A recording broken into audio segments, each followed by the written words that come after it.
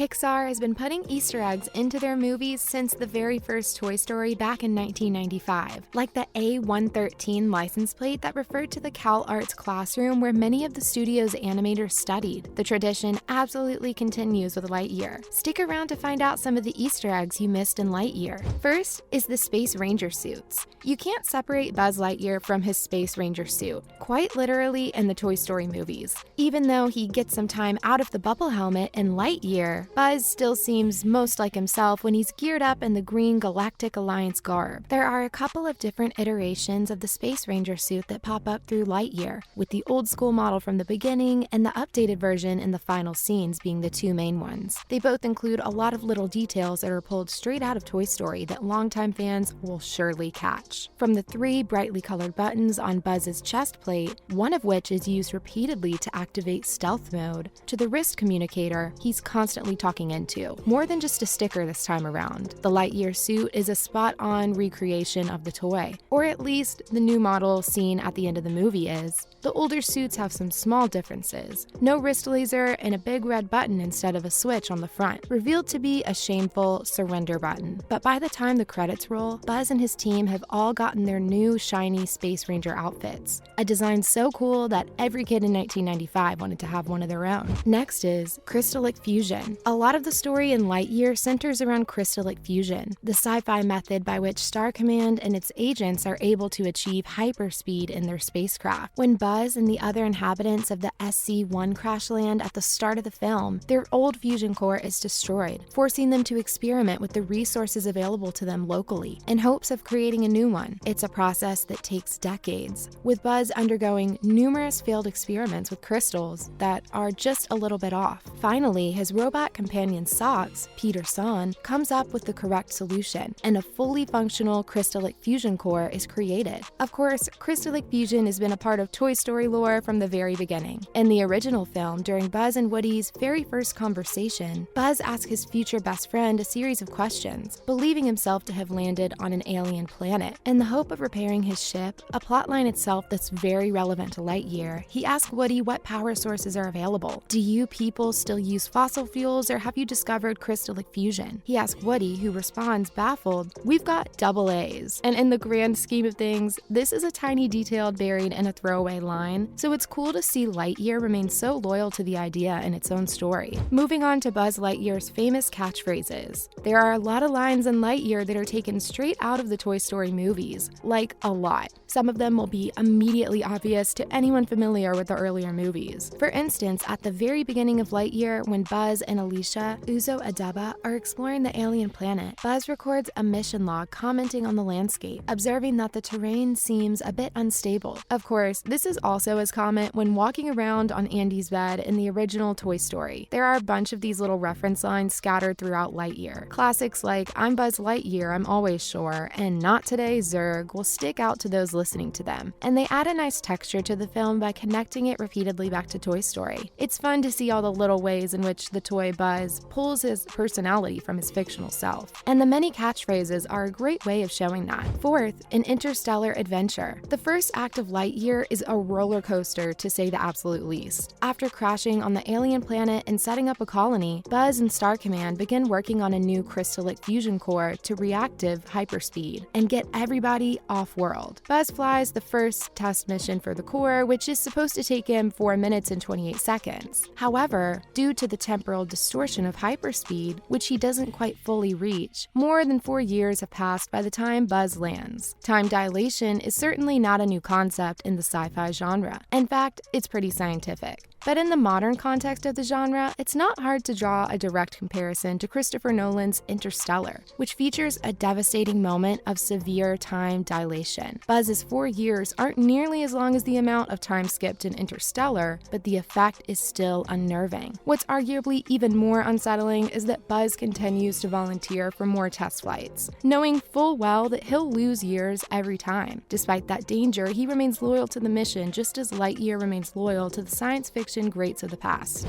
Fifth is retro space tech. The opening of Lightyear says that it was released in 1995 in the Toy Story timeline. While it would have been easy for the film to completely ignore that detail later on, it remains an active component of the overarching style. A lot of the movie takes inspiration from even older sci-fi franchises like Buck Rogers, giant bugs, laser shields, ray guns, etc. But there are a number of details that feel specifically 90s in nature. During Buzz's first hyperspeed test flight, for example, the autopilot system IVAN starts malfunctioning. Buzz pulls IVAN out of the ship's system, revealing it to be nothing more than a blocky plug-in, and blows into it like it's an NES cartridge. Sure enough, the autopilot immediately starts to work as intended. This isn't the only 90s detail that comes up either. Many of the digital readouts in Lightyear have the blocky overlays of 90s computer screens, which makes sense for a movie that's supposed to have been released in 1995. Obviously, Lightyear pulls from all eras of science fiction, and it still feels like a contemporary animated movie in its overall structure. But still, it's fun to see that writers committed to the mid-1990s setting in multiple ways. Next, we have 2001, A Buzz Odyssey. When you make a big-budget science fiction movie, it's only right that you pay homage to the greats of the genre. Lightyear takes that obligation quite seriously, and one of its most clever sci-fi references is to none other than Stanley Kubrick's 2001: A Space Odyssey. At this point, that film's famous "Open the Pod Bay Doors" howl scene has been spoofed countless times, but that doesn't stop Lightyear from doing its own spin on the line. After things go wrong on the first hyperspeed test flight, Buzz frantically tries to get his ship back to the ground in one piece. Unfortunately, his autopilot IVAN is more of a hindrance than a help. In a fit of frustration, Buzz shouts the order, "Open the fuel door, IVAN." The computer responds, "I'm sorry, I didn't quite catch that." A clear parody of Hal's icy, "I'm sorry, Dave, I'm afraid I can't do that." Not only is this a sneaky reference to 2001, but it's also a joke about how Siri and other real-world voice command and navigation systems often mishear things. And this way, the joke works both for those who might not get the Kubrick homage, like Pixar's young target demographic, and for those who recognize Hal's line. Curiously, this isn't the first time that Buzz Lightyear has been a part of a 2001 Easter egg. In the opening sequence of Toy Story 2, which is set in a video game starring the Space Ranger, the film's iconic theme music is played via a series of floating platforms. Clearly, someone at Pixar has a lot of love for 2001. Finally, R2 Socks 2.